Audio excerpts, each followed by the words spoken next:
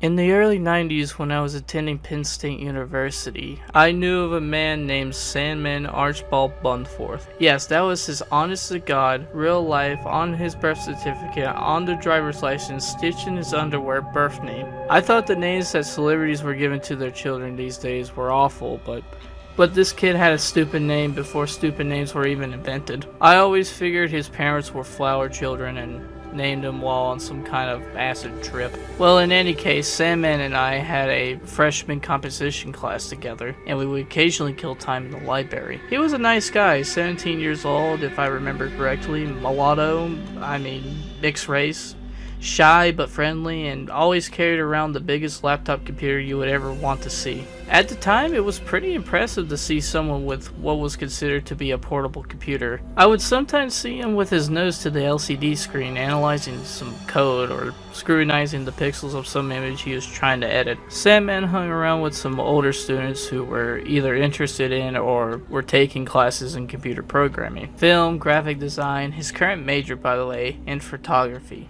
While I gravitated towards the other freshmen in the world literature courses I took, I was however kept into the loop as to the progress of a project that Sandman and his pals were working on. He would talk to me sometimes about this game he was helping them make. From what I gathered at the time, it was a mixture of text-based horror and point-and-click style dungeon crawler they were calling Warlock with an E. He was wildly excited about being involved in the project and would almost get giddy when he would talk about it, grinning stupidly while he assured me that Warlock was going to be the next big thing in gaming. I always humored him, although in reality I thought the whole thing was a sort of pipe dream. There was progress being made as he would sometimes show me bits of what the team had accomplished thus far. It looked okay, but I didn't quite see how it would achieve the popularity of which he was so sure. The premise was a simple one. Go through the dungeon, collect the items, fight the baddies, save the princess, you know the drill. The hook, however, was that it was going to be an adults-only game, with digitized photos depicting graphic violence and nudity. That adult theme was a gimmick to serve as a selling point, getting grown-ups to pick it up and teenagers to lust after it. I guess I couldn't really argue that sex and violence really do sell. Sandman's contribution was to help with the digitizing and editing of the photos to be used in the game. Lots of blood and guts like you would see in a Van Gogh magazine, of which Sandman usually had a copy of. He let me, or more accurately made me, borrow a tape to watch one time on which he had recorded his favorite bits of movies like Mondo Cane, Faces of Death, and various Italian cannibal films, which is apparently a genre. Pretty sick stuff, but not my cup of tea, but nothing unheard of. For a few weeks I was hearing lots about Warlock and how underground gaming was going to break into the mainstream. But gradually Sandman's excitement seemed to wane. I eventually asked him about the progress of the game, and he said that all he knew about it that was in development. A few days later I saw him fervently working on his monolith of a laptop again. When I inquired, he stated that the game was getting a graphical overhaul and he was in the process of digitizing and cleaning up a few grisly photos. I chuckled and wished him luck. It was later in the month after spring break that I met up with Sandman in the library after a statistics class. When he saw me approach, he let out the most toothiest grin I've ever saw from him. He proudly held up a 3.5-inch floppy disk. He reminded me of Lady Liberty towering high with a torch in hand. I sat next to him and he proceeded to tell me that the beta version was playable and almost ready to shop around to distributors. He opened his laptop case and handed me one of a stack of about a dozen floppy disks. "Here," he said, "take this home and tell me what you think." I said sure. I agreed with a chuckle and adding, "I hope my computer has enough juice to run it." After a few days of "Did you play it yet?" from Sandman, I finally got around to checking out what was told would be the best-selling game of 1992, the year by which they were sure that they were going to have mass distribution. On a Thursday evening at home, I popped the floppy disk into my Packer Bell and booted her up into DOS. The setup ran smoothly and was finished and configured in about 10 minutes. Upon launching the game's program, I noted that the title screen looked very professional. Maybe I had underestimated the ragtag band of artists and coders who, according to the startup screen, were calling themselves Tesseract Solutions? More rad misspellings to distinguish themselves as a edgy, forward-thinking upstart. I smirked to myself after reading the all caps lock messages that this game was not intended for anyone under 18 years of age, despite being created by kids barely that old. I selected a new game and hit return, and a text box popped up telling me that I had to rescue the Queen's handmaidens from a dungeon before the ritual called the bloodening occurred. Oh man, the bloodening? Really? This was going to be interesting. I hit return again and started the game. The interface looked pretty fresh and user-friendly, which was nice. The graphics were nothing to write home about. I noted that my mouse was a blood-soaked arrow and I appeared to have a few items in my inventory. I clicked the up arrow, which prompted the forward command, and came up to a figure in a dark cloak. It was pretty nice to have the option of either entering text commands or clicking with the mouse. The hooded figure gave me a dagger, which of course was stained with blood, and I continued on. Not having a list of text commands didn't seem to affect the gameplay, as almost every command I used seemed to work. I figured they must have loaded a lot of variables into the command selection, which was a nice touch for those of us who haven't played many text adventures. After coming across a wooden chest and attaining a spell book, I learned a lightning spell. I was starting to wonder when will I get to the digitized photos that Sandman has been working on. Eventually an enemy appeared and I battled him.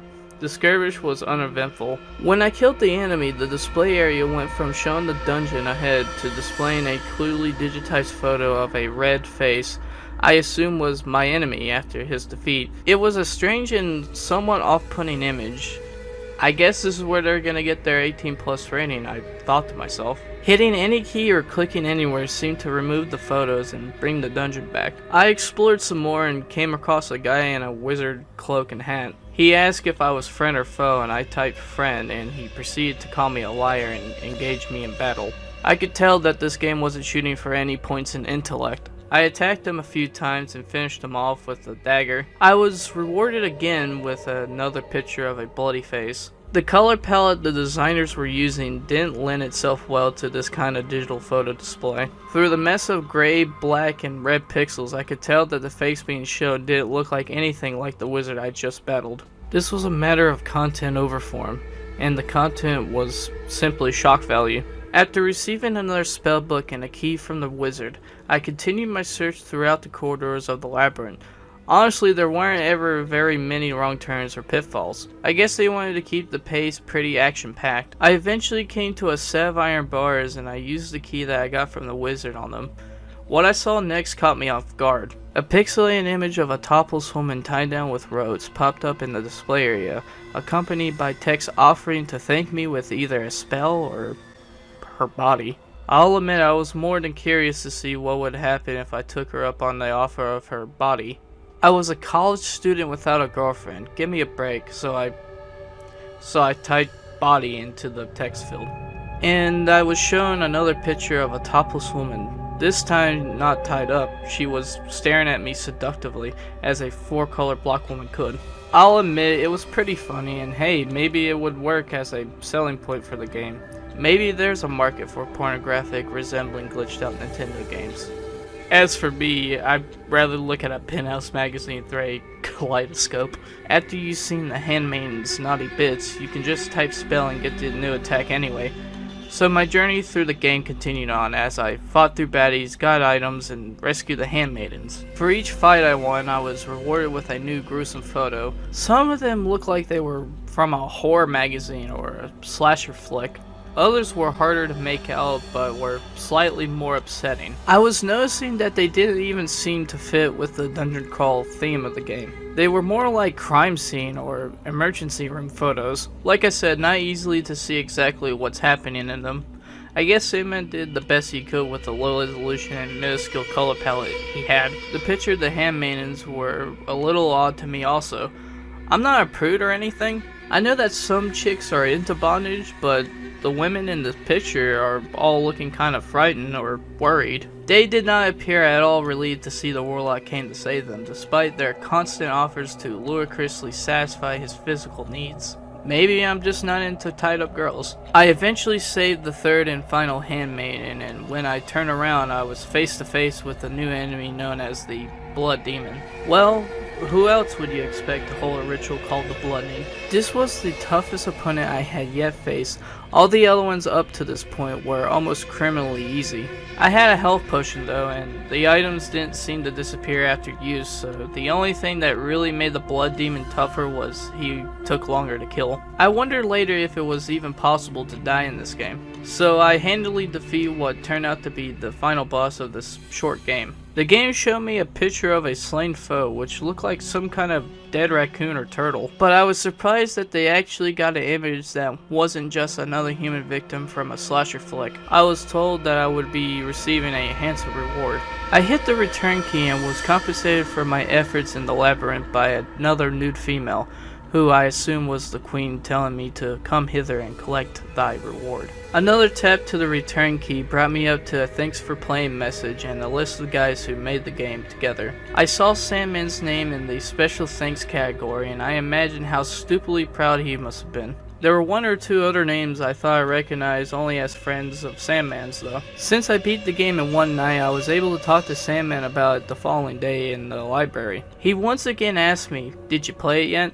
And this time I was finally able to give him the answer he wanted. Of course he wanted to know what I thought about it and how blown away I was by it. I didn't really want to have to tell him that the plot was late for Finn. The characters were all but non-existent. The gameplay was inane and repetitive. The dialogue was ridiculous. Comparably, games were offering sound and sometimes music. The sex and violence would probably kill any mainstream release. Or that the graphics were barely up to par with other computer releases and totally eclipsed by Nintendo and Genesis, so instead I said that it was bitchin' and really fun. I wasn't going to rain on this guy's parade, and hey, maybe the game would get picked up and become popular in some form or another. The fact remains that this group of college kids actually did put together a playable game that worked and might garner some attention. That's more than a lot of young programmers can say. When he asked, I told him that the digitized photos looked really good and would probably be a lot better as computer technology improves. He agreed and continued to talk my ear off about all the work that he and the others at Tesseract had done, and how this is only the beginning for them. Finally, he had to go to class, and I was spared to hear about adjusting the resolution on the game's photos for the third time. From that point on, his menace seemed to level off, and we got back to talking about things other than Warlock. But after several weeks, it was actually me who brought it up again.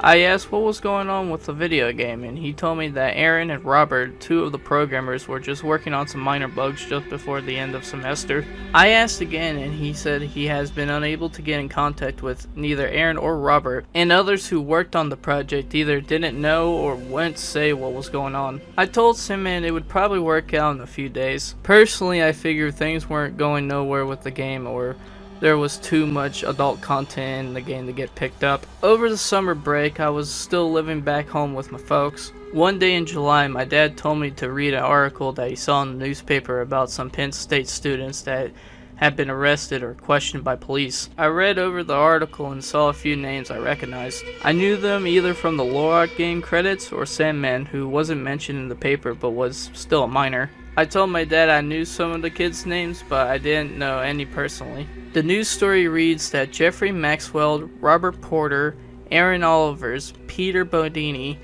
Daniel Scannell, and an unidentified minor have been arrested on the suspicion of kidnapping, assault, and burglary in the Philadelphia County. I was quite surprised by this, and I wondered what had happened, as the news article didn't give too much detail. I didn't hear much more about this for a week or so when a news report came out through the local station. Same on the local station.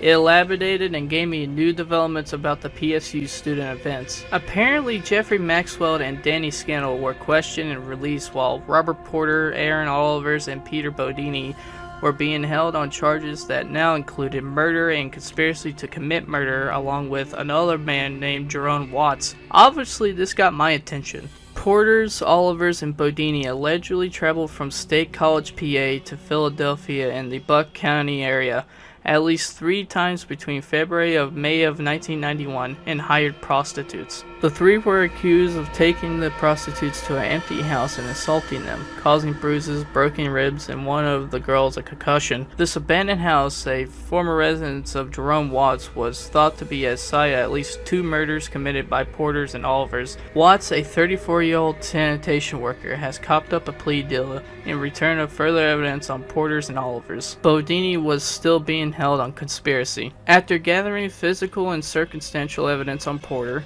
police obtained a warrant and allegedly found a shotgun which may have been used in the murders, as well as photographic evidence linking himself, Olivers, and Bodini to the scene of the crimes. There were also several incriminating files on his computer, and some body parts appearing to be from small animals hidden in the bedroom walls. The next day I got a call from Sandman, to whom I can't remember giving my phone number, but my family was in the phone book. He sounded nervous and almost frantic. He told me that I had to delete that game from my hard drive and shred or burn that disc he gave me. I told him I saw the news and I asked him what the hell was going on. Still sounded shaken. He said that he had no idea where those photos he digitized came from. I swear, I thought they were just from Vangoria or some titty magazine. He choked out. And some of those were, I swear to God, some of those dead people were just special effects from movies. I know. I've seen them. I told him to calm down and he had nothing to worry about, that he couldn't have known what he was doing and the police would realize that when he was questioned. He seemed to be settling down a bit, but he said he had more calls to make. I told him that probably wasn't a good idea at this point. He just said yeah and hung up. That was actually the last time I ever spoke to Sandman. I had heard that he transferred to Penn Tech to finish school. I can't blame him. The PSU main campus is a big place and I'm sure almost everyone would have been eyeing him, as well as the other members of Tesseract Solutions. And I never asked him nor anyone else on which photos in Lorlock were from horror movies and titty magazines and which ones weren't. I didn't really want to know. Still don't want to know. I deleted the game from my hard drive, but I couldn't remember where the disc was. I actually found it not too long ago, and I couldn't resist the temptation to play it through again. Incidentally, it never got picked up for major distribution, if you can believe it, but there must be still a few copies floating around. I remember how silly I thought it was back in school. It didn't really seem silly this time through, and I kinda wish I hadn't replayed it. I wonder whatever happened to those guys. I know that Jeffrey Maxwell and Danny Scannell got off with extended probation, and Aaron Olivers and Peter Bodini served 6 and 4 years respectively. Bobby Porter's is still in the penitentiary, I think. I guess this day and age it would be easy enough to track them down and see what they're up to. Seems kinda morbid though. I still do think about that quirky mulatto kid from freshman comp though. How hard could it be to track down someone named Sandman Archibald Bunforth?